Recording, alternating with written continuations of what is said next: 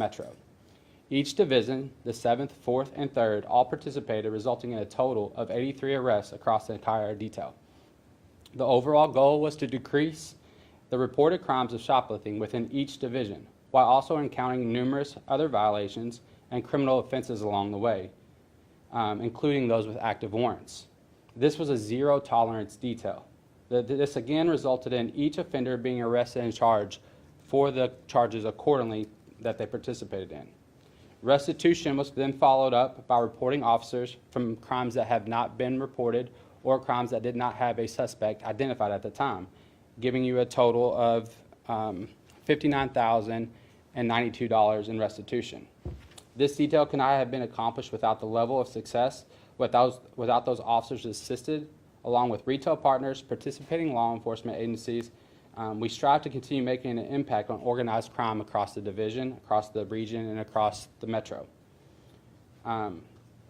This is an ongoing problem, again, like I addressed, and we're trying to grow this with the local law enforcement agencies, and we'll continue building partners along the little metro with those businesses that come along. Again, a total of 83 arrests were made on the 30th and 31st across the 3 divisions. The total property recovered was around $8,092 of physical merchandise. The initiation of the restitution were a total of $51,000, giving you a total pending charges of restitution for $59,092. Again, this is a textbook example of what we strive to do here at LMPD, to let everybody know that their voices are heard. Not only is it the individuals that report crimes, but it's also the retailers within the metro. We hear you, and we're trying to answer and help you strive with your businesses. Any questions? So I know the first example I think of when I think of, shoplifting is the case that you guys had whenever there was the video of the man just taking. The Walgreens case. Yes. Yes. And I guess just whenever you make arrests like this and you have something kind of like this, what message are you sending out to others who see these things but then see you guys arrest them? The overall message is it's not going to be tolerated. Some may seem more like the Walgreens case. It was dramatic. He goes in and he's loading a lot of cases, a lot of things up and take them and then reselling them. Some may just be here and there, but those lead to much more things than just shoplifting. So our message is just simply that it's not going to be tolerated. If we catch you, if there's evidence, if there's video, we're looking for you and we're going to find you. Whether it's today, tomorrow, or in the long run, it's going to come to an end. It has to. Is this organized theft, or is it just as much as somebody just seeing something and they want it and they So we are seeing numerous. We're seeing both. We do see I'm taking it for my kids, I'm taking it for myself, but we also see I'm taking it for something else, for resale purposes, which then leads to the organized side of it. So we have seen both, and we are pressing both issues as we see them. On that note, are you seeing any new trends as far as shoplifting, like how they're doing it or anything like that? Nothing far as new. We still get the push outs, the concealments. It's basically, we like to call it a crime of opportunity. So if they see a chance to grab and go, they're going to take that opportunity to grab and go. If it's sought after product and something they can resell, it's another thing that we have to look at because they're looking at reselling, the part of the organized retail crime that we were talking about. Do you all track the items that are stolen most? Sort of keep a running list of things that are the things that typically get shoplifted the most? We partner with loss prevention, and I would say yes, but each store is completely different. So if we look at Walgreens, you're looking at more of your medicines, your cosmetic side of things. If you look at Kohl's, obviously you're looking at more of your clothing, your descriptions and stuff like that. And then when you go into like Walmart or other box stores like that, then it's basically whatever they can get their hands on. What is the relationship that you guys have with these stores? How do you work together to help find these people and arrest them? So these stores, when we started, it was a kind of a touchy situation because each store has their own policies and procedures just as we do. So we have to work with them, we talk with them, get to know their ins and outs of their policy. That way we can develop the best course of action to help each business, because that's our overall goal, is to help the business that we're there for. So we look at their policies. We then communicate, and we have a quarterly meeting with not just one business, but we bring all LPs in. So it's basically an information sharing system. We'll bring in photos if they have photos, because most of the businesses nowadays have cameras.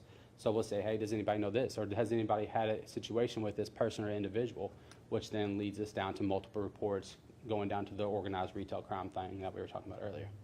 Are you finding more and more stores are reluctant to actually intervene in shoplifting because they don't want to take that risk? And also, the second part of that is, has that been further emboldened potential shoplifters, knowing that they're not going to be stopped? So right now, all of our partners are hands-on. They're right there with us. If when we do these details, we're there. They'll notify us when they have a potential. Then we set up and we're there before they have a chance to flee. Because obviously, if there's a time lapse, which we have in reporting, it's going to be harder to catch them. So we get notified on a potential. Then we set up in the area and we try to mitigate the situation of putting them at risk, where we can take control of the situation before it is out of hand. So were there any other charges aside from that were given as well? I saw at one point there was a gun sitting on top of a police car. Mhm. Were people charged for other things as well? Yeah, so we had, I can't give you the exact numbers, but we had, through these 83 arrests, we had multiple warrants. We had paraphernalia, we had guns, and it's a constant thing that we have. So it's not like when we do shoplifting, our goal is to focus on the shoplifting blitz and that side of the retail. But that also leads into other situations that arise at the situation when it comes to hand, because some of these people will come in with partners. Then that opens the door and it spreads and it grows from there. So yes, we've had other charges that go along with the shoplifting. What's the response been from the retailers involved in this? Initially, it was slow because again, it was new. But since this is going on, like I want to say we're going on our second year doing it here in the 7th, and we started with 3 or 4 businesses, and now I think we're up to 16 to 20. So as we go, it grows, and their response is amazing, because this is the first time that I think that they feel like their voice is being heard. Like, hey, we have a problem. How can we fix that problem? So we took it up on ourselves to make an initiative with the other divisions and see how can we fix these local retailers. We want to keep them here. We want to keep their business growing, and we want to help them. So that's where we got to where we are today. I know you said that you saw a spectrum from, you see these organized crimes, you see multiple people, but you said you also have seen a few of them, like, seems like people are stealing for their own needs. Mhm. Have you guys been able to connect anybody with resources or have Yes. anything that sticks out? So we do have, on our last detail, we did have our district resource officers there that were shadowing us. So if anything that come arise that they see a potential need, that's kind of their area of concentration. So we'll put them in contact with them, because we do understand that sometimes you do it out of the necessity or the need, but it doesn't make it right. So we do what we can to help them outside of this situation. We talk to them, we understand, we let them know that, hey, we understand why you did this, but there is consequences to your actions. However, when that's over, we have our district resource officers here available for them if they need help, because sometimes the hardest part about getting help is just simply asking for help. I think it's a good place to stop, sir. Yeah? Thank Is you. there anything we missed? No. No, Yeah. can you say, and spell your name again and rank, Okay. Detective Dean, D-E-A-N. first name? Dustin, D-U-S-T-E-N. D-U-S-T-E-N? Yes, Ian? ma'am. Ian, okay. All right. Perfect. Thanks for that. Thank you all. Thank you. Appreciate you.